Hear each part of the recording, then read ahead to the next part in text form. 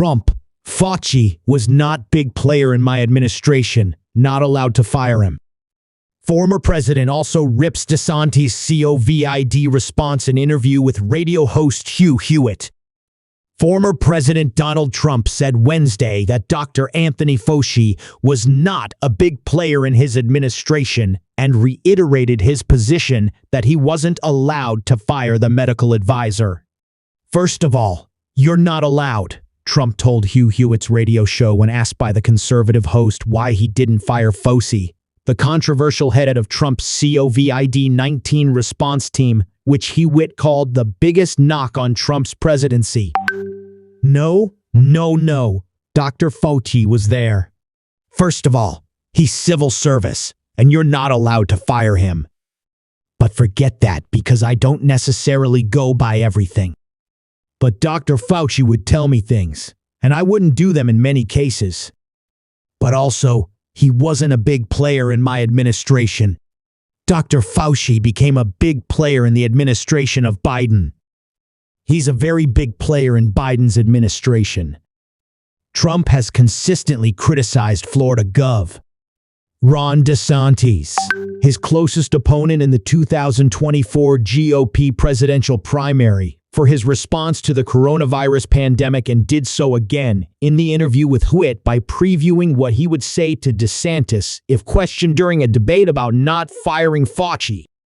"It's so easy to respond," Trump said. He said he wouldn't let anybody come in. He shut down his beaches. He shut down the entire state. He has a selective memory. He shut down. Gov. Henry McMaster didn't shut down South Carolina. Gov. Kristi Noem didn't shut down South Dakota. Trump continued. He shut down Florida. It was tight as a drum. He had vax lines. He was vaxing everything. Now, he talks about the vaccinations, this and that. Trump added that DeSantis was not in the category of conservative governors who did a good job handling the coronavirus.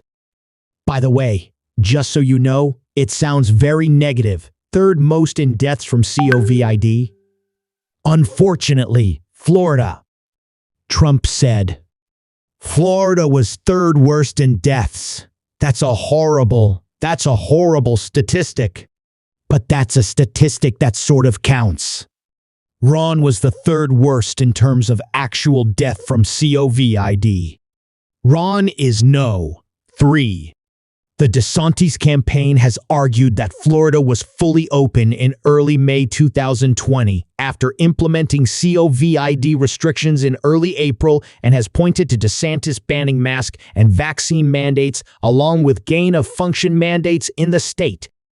After Florida reopened, Fauci continued to push mask and lockdown measures throughout Trump's administration, including up until January 2021, as Trump was about to leave office, when the White House COVID-19 response team encouraged Florida to push lockdown measures, a request to which DeSantis did not adhere.